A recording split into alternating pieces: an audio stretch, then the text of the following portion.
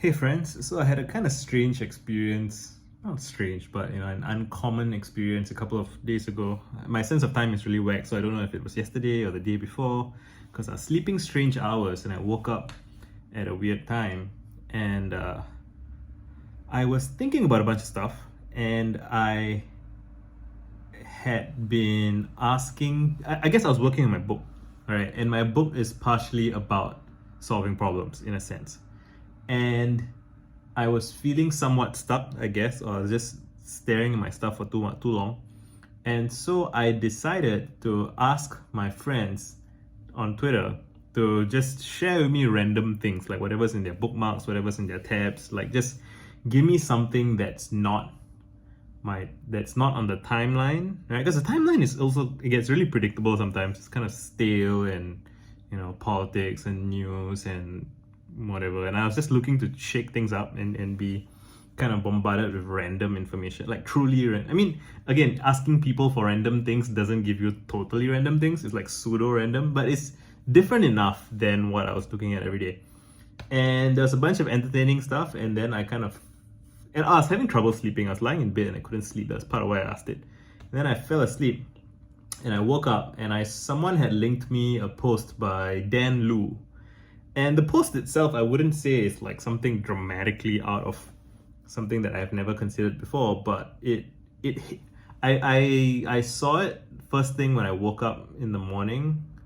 And I hadn't woken up yet. I hadn't had my coffee. I was just kind of glancing at my phone, which I don't usually do actually when I wake up in the morning. Not like seconds after waking up, because I don't bring my phone to bed. But so normally I get up and go and make coffee and stuff like that. But this time I'm logged into my Twitter on my wife's phone, and so it's on my wife's phone, and I saw it and I was reading it, and there was a part that hit me. And so the blog post talks about so the blog post's title is something like 95th percentile performance is not that great, like in general, like I might be misphrasing the title, but the idea is that getting to top 5% performance in some field is not that difficult. That's the premise. I think I kind of agree. Well, it depends on how you look at it, and I wasn't looking at it super closely. But he starts by talking about Overwatch players, the video game, and about people's performance and the mistakes they make and everything. And he points out that a lot of people in the forums and stuff, they talk about the mistakes that they make, and they talk about, no, they don't even talk about the mistakes they make. They talk about how bad they are and how frustrated they are with how bad they are and how they want to get better, right? And then he says something like, people get better when they review their own videos of themselves playing, which I think struck me extra hard because I've been watching videos of myself playing guitar. I have watched some videos of myself playing video games, and I remember thinking, like, it's just you see things when you watch yourself play a video game that you don't see while you are playing. Because while you're playing, your attention is being directed to whatever you're directing your attention to. And when you're rewatching it, you get to see things that you couldn't see before because you're not the one playing. And his point was that players can save hundreds, if not thousands of hours if they just review their tapes. And something about that just, again, it's like something about that just clicked something in my head. I don't know how to explain it.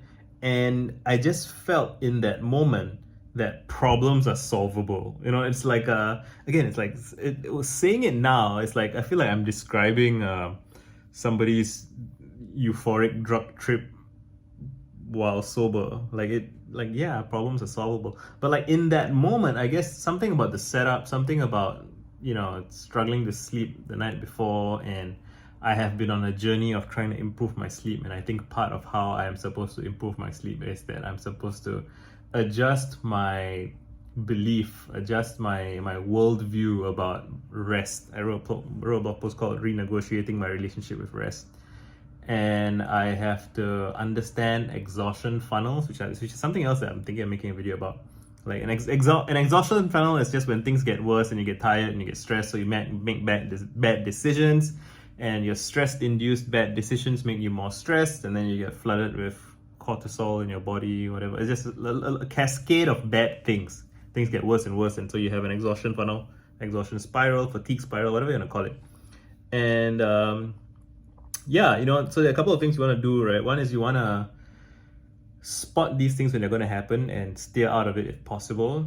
Once it's already happened, accept that it's happened, and when you're in a pit, stop digging, right? And it's interesting to just think about how the fact is, it sounds obvious to say that when you're in a pit, stop digging, but experientially, or if you look around, most people who have dug themselves into pits keep digging, because at some level they feel that they should keep digging because they're not done yet, or something like that. Like, again, like the metaphor breaks down slightly, but that is how it is. Like we scratch at we pick at the wound, right? And yeah, just processing that, thinking about my book, thinking about how my book is supposed to help people with their problems, and how I have problems trying to convey that, which is so meta and so humbling, right? To realize that the thing I'm trying to help people with is the thing that I myself struggle with, in a sense. So it's really, I'm not some sage in the sky, benevolently helping people solve their problems. I'm a bloody idiot like everyone else, And but it clicked for me reading, and again, I don't think there's anything magical about that particular blog post. You can go and read it if you want, but I don't know if it'll give you the same feeling that it gave me, because the feeling came from me seeing, it's like sometimes you see a leaf, and then the leaf just happens to have profound emotional significance for you in that context, right? Like maybe you're at home with your books or something, and you say, God, send me a sign, and like a leaf flies through your window, and you're like, oh, that's a sign, right? It's something like that. It's there is something about eventfulness and narratives that's just powerful, and you want to swim with the current rather than against it, right? Where you can, maybe, I don't know, but yeah, it just really clarified for me suddenly that, oh, you just, and once that kind of clicked for me, you can save so much time by reviewing your tapes, like a bunch of other things in my head kind of realigned and connected.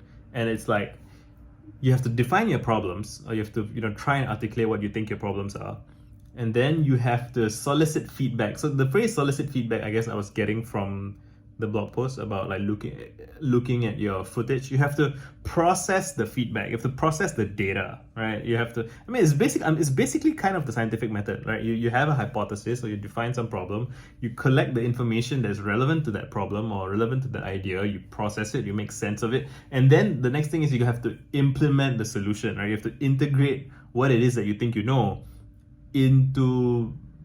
have to try and solve the problem, right? Like, and if it's your problem is that let's say breath work, you're breathing too shallow and you're fatigued, and so you hypothesize that your problem is that you're breathing too shallow. So you gotta go and read, like, how does breathing work, right? How do you breathe from your belly and slowly and hold your breath at the top for a bit, because that helps with something I can't remember precisely, something to do with the carbon dioxide exchange in your lungs, but like it helps to hold your breath when you're doing breath works at the top of the hold. That's why box breathing works, and then that reduces your anxiety. I mean, the point is, you have a problem and you can define it, and you can solicit feedback or elicit feedback from yourself, right, by doing something, right? And one of my big things is one of my big riffs / talking points is that you should do 100 things, right? Make 100 blog posts, make 100 souffles or omelets or whatever. The process of doing the thing creates feedback in the world, right? In the world meaning when the eggs that you cook, right? You get feedback from the eggs that you make, and you taste it and you're like, that you cut it and you're like, that feels too fluffy, that feels too dry. You taste it, it's delicious dough, and then you try and experiment, and then you integrate the data, what you learn, by embodying it, right? Like you try to adjust your behavior, or you try to adjust the experiment, you try to adjust your understanding of how to operate in the space that you're trying to understand. And then you may find that this is recursive. So you may find that in trying to implement what you think there's some things in the way, right? There's something in the way of you implementing the thing that you want to implement, that you know that you're supposed to implement. And then you find out that, oh, you wanna make your, I don't know how to stick with the eggs analogy. You want to, maybe it's like a car, I don't know, I'm making this stuff up as I go. And you realize that your brakes are not that good or something, and then you want to swap out the brakes, but you realize that there's like electrical work for some reason. I don't know how. I don't think electricity is involved in brakes, right? It's hydraulics or something. But whatever. Let's just pretend this is a weird car that's electric powered brakes, and then you know that you want to change the brakes. You have the better brakes, but now you realize that to change it, you have to tinker with the electronics for some reason, right? Hypothetical, arbitrary example. And so now you have to define the problem of how do I figure out the electronics. And, so it's like, it just hit me that it's so elegant that all problems, you define it, you figure it, you get the data. And, I know that there's a Richard Feynman, there's a joke about the Richard Feynman algorithm, which is like, write the problem down, think very hard, write the solution. Like, it's funny because it's Richard Feynman and he's really smart and he seems to be able to figure problems just by thinking really hard. But the thing is, if you read his book or you read about him, the part that says thinking really hard is really him kind of playing around and substituting in lots of different mental models and ideas, and like, oh, what if we do that? What if we do this? What if we, if we held this stable, what changes there? If we turn this up, if we turn this thing up, what changes there? Everything's relationships. So, if you adjust one thing, how does it change something else? On the piano or the keyboard, you move your hands up, then the pitch goes higher. It's like, it's all relationships. Everything is, and you have to fiddle with things to figure out how things relate to other things. And again, I know all of these things in a bunch of domains, but I realized that there are domains in which somehow my insight and understanding and abilities have not yet fully translated. And for me, the big one really is sleep. Like I have not slept well in a long, if I want to be dramatic about it, I could say I haven't slept well since I was a child, right? I've just been all my life. Periodically, I sleep well. I know that I sleep well on vacations. I know that I sleep well sometimes in the military, at least for a couple of nights. And so my hypothesis is that when I don't sleep well, it has to do with some subconscious assumptions or beliefs about the nature of rest. And yeah, it's just, I guess at some level I was feeling some kind of despair and kind of hopelessness. Like, just, I've made progress on a lot of things, but my sleep has been one thing that I have seemingly never been able to make progress on. And if you ask me, Risa, do you believe you're ever going to fix your sleep? I'll be like, it's possible. I wouldn't count it out, but do I really believe it's going to happen? It ebbs and flows. Like, so some days I feel more confident. Some days I feel like, no. And I think I can start to take action to trend it upwards. Again, like I said earlier, like renegotiating my relationship with rest is a big part of it. And so that's why I'm making this video now, even though I'm pretty sleepy. I'm tired. So I'm tired and my body wants to go to sleep, right? But if I hadn't made this video, I would be lying in bed, physically tired, but psychologically kind of staying awake for some reason. I want to figure this out. I am going to figure it out. I believe it's solvable. I'm going to solve it. And I do think that there exists a possible future where I don't necessarily have to get work done in order to go to bed, but it does help, in the meantime. So it's like I'm trying to do both things. I think it's worth trying to do both things at the same time, like as a dual track thing, which is, one is, if I know that getting work done before I sleep lets me sleep better because I feel like I haven't wasted my day, then I should do some stuff. And two is, I want to liberate myself from that simplistic thinking. And I think part of that liberation is I have to meditate on the nature of exhaustion, fatigue, exhaustion traps, funnels, whatever.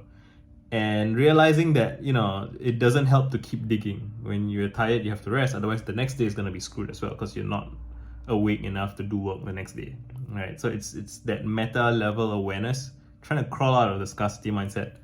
Anyway, I kind of rambled a bit, but I just wanted to upload a video tonight. So that's what you get from me today. Done.